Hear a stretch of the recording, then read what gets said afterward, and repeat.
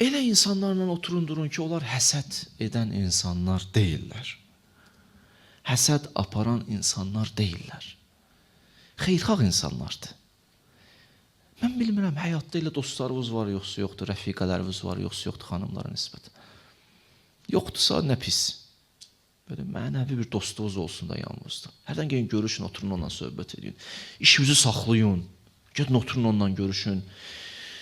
O insanlar ki, belə deyim, dünyası daha pulu, imkanı çoxdur. Fəqir nələrdən oturun, imanlı fəqirlərlə oturun söhbət edin.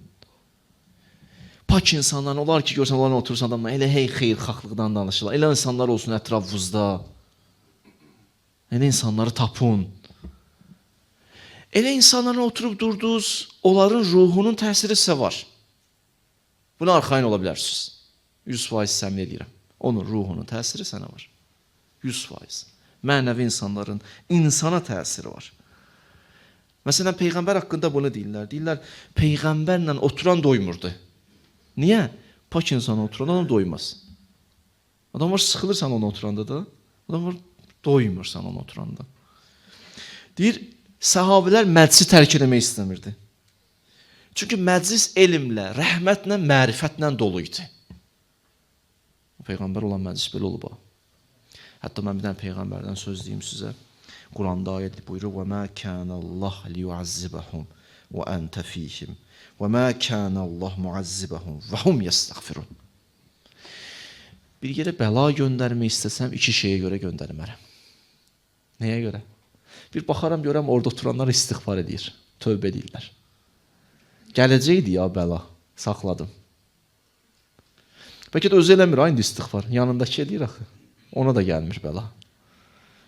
Mən hərdən deyirəm də, görə sən hansı bəlalardan qurtulmuşuq, kimlərisə hörmətinə.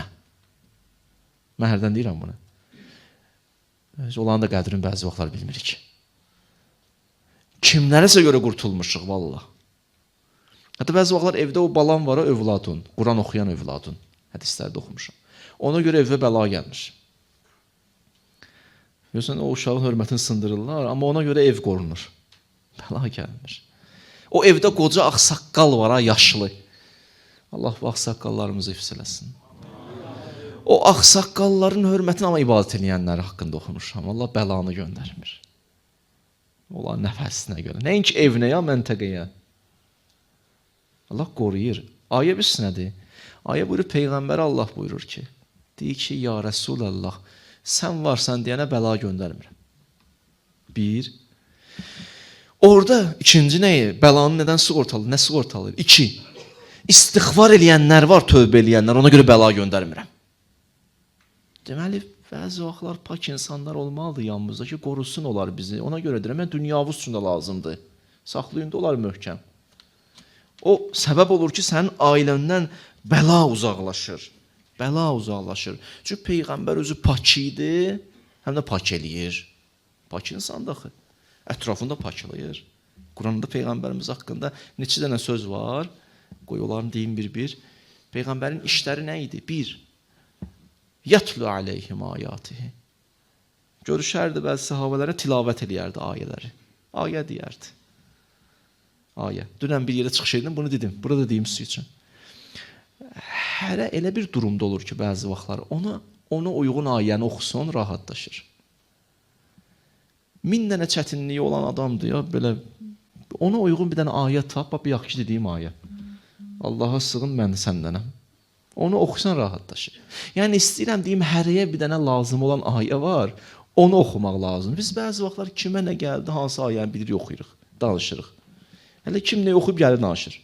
Qardaş, bunun günahı nədir ki bu yazığın? Sən kitab oxumusan, elə o kitabı da bunu danışmaq istəyirsən. Axı bunun marağında deyil o. Bəziləri elm nümayiş etdirir valla. Hərəyə özünə uyğun. Məsələn, getmirsən həkimə, başın ağrıyırsa, sənə diş ağrı dərmanı versin, nə olacaq? Dərman verdim də ona. Dərman lazımı dərman vermək lazım. Yatlu aleyhim ayati. Əziz Peyğəmbərimizin xüsusiyyəti, ayə tilavət eləyərdi. Bir xüsusiyyəti. Bilirdir hansı ayə tilavət eləyirdi. 2. Yuallimuhumul kitab, təlim, savadlandırmaq. Vəl hikmə, hikmətdə eləyərdi. 4. Fəzəkkir innəmə əntə muzakkir. Peyğəmbərin 4-cü xüsusiyyəti. Xatırlatmaq. Xatırlatmaq nədir? Bilirsən yadından çıxıb. Fəzəkkir, xatırlat. Ona görə ixtiyarımız yoxdur. Xətibə deyirsən, axı demişdin də bu olmaz, yenə deyirsən cümlə olmaz. Qarşı xatırlatmaq da bir işimizdir. Düzü təkrar yox, amma xatırlatmaq bir işimizdir. Fəzəkkir innəmə entə muzakkir. Bizim bir işimiz də nədir? Xatırlatmaq. 5 nədir? 5-ci iş peyğəmbərin budur. Litubəyyinə ləhum. Peyğəmbər ayələri izah elə. Təfsir elə. Təfsir olsa nə olacaq? Hədisdir də artıq. Deməli, Quran-ı Kərimdə hədisə də yol yer ayrılıb. Onlar ki, deyir, yox, ayə yalnız hədis lazım deyil. Boş söhbətdir. Ayə hədisdən, hədis ayədən ayrılmamalıdır. Hədis də lazımdır, ayə də lazımdır. Bu 5-ci işi. 6-cı işi nədir Peyğəmbərimizin? 6-cı işi tuzakkihim.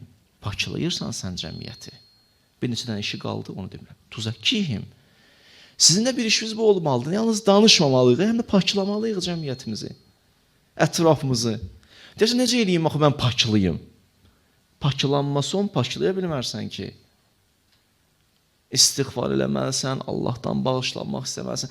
Nə qədər ki, özün bağlanırsan Allaha, vallah sözün təsiri var. Sözün təsiri budur. Yalnız danışmaq üçün yaranmamışıq ki. Həm də paklanıb, paklamaq üçün yaranmışıq biz. Bu da bir xüsusiyyət. Digər məsələ nədir? Baxın, biri bu oldu. Danışdım sizə. Həsəd etdiyin insana qarşı. Həsəd nə tələb edir əksi? İkinci nə oldu? Mənəvi insanlarla oturur.